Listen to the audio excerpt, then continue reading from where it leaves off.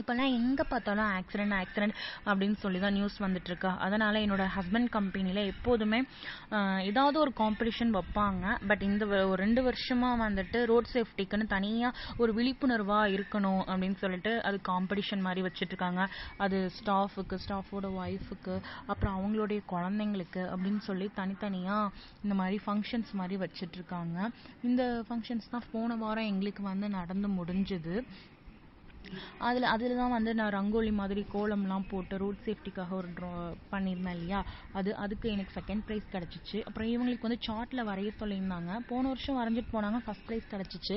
சரி இந்த வருஷம் வந்துட்டு வேண்டாம் பரவாயில்ல விடுனாங்க. அப்புறம் சரி நான் தான் வற்புறுத்தி வரையலாங்க, சார்ட் வாங்கிட்டு வாங்க அப்படின்னு. அப்புறம் நான் கொஞ்சம் வரைஞ்சி கொடுத்தேன். அதுக்கப்புறமா அவங்களும் கொஞ்சம் வரைஞ்சிட்டு அதுக்கு கலர்லாம் பண்ணிகிட்டு இருந்தாங்க.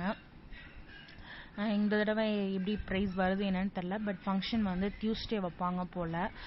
பார்க்கலாம் என்ன ப்ரைஸ் கிடைக்கிது அப்படின்னு சொல்லிட்டு. அதுக்கப்புறமா மார்க்கெட் போகலாம் அப்படின்னு சொல்லிட்டு அப்புறம் மார்க்கெட் தான் போனோம். அங்கே காயெல்லாம் எப்போதுமே ரேட் ஜாஸ்தியாக தான் இருக்கும், பூ கூட ரேட் ஜாஸ்தியாக தான் இருக்கும். ஆனால் இந்த தடவை எல்லாமே ரொம்ப கம்மியாக இருந்தது. ஆனால் அவங்களே ரொம்ப ஃபீல் பண்ணாங்க, காய்கறி விற்கிறவங்கெல்லாம் போட்ட முதலுக்கு கூட லாபம் வரல அப்படின்னு சொல்லி ஃபீல் பண்ணாங்க. பார்க்கவே கஷ்டமாக தான் இருந்தது. அப்புறம் காயெல்லாம் வாங்கிட்டு அப்புறம் வீட்டுக்கு வந்துட்டோம். அந்த முட்டைக்கோஸ் ஒன்றே வந்து 10 ரூபா அப்படின்னு சொல்லி விற்றாங்க. அப்புறம் 2 காலிஃப்ளவர் 20 ரூபா அப்படின்னு விற்றாங்க.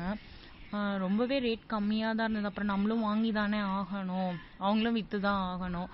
அப்புறம் எல்லா பொருளையும் எடுத்து கவரில் போட்டு எல்லாம் எடுத்து வச்சுட்டு இருந்தோம்.